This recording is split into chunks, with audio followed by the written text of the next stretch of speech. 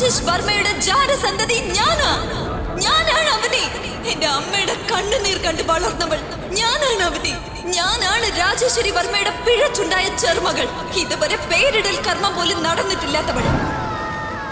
ആ ബന്ധത്തിന് എന്റെ കയ്യിൽ ഒരേ ഒരു തെളിവ് മാത്രമേ ഉള്ളൂ.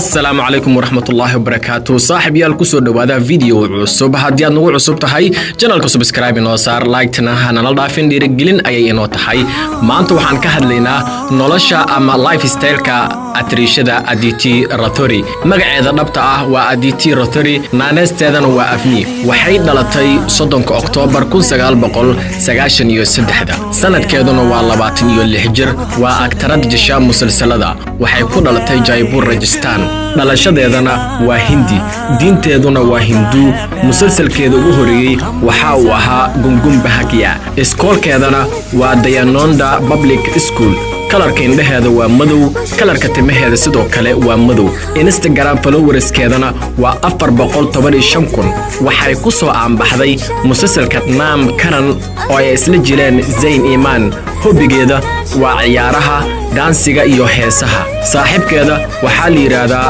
Sheridan Sain waxay taageertaa Salman Khan iyo Katrina Kaif masraxa jilista waxay ka soo muuqatay 2014 musalsalkeeda ugu horeeyay ay ka soo muuqatayna waxa uu ahaa gungum bahagya waxayna ku jilaysay magaca Rajna Ektujeka Faste ayuu ahaa musalsalkeeda xigay magaca Briti ayayna ku jishay 2017 Naam Karan ayay si fiican ugu soo aanbaxday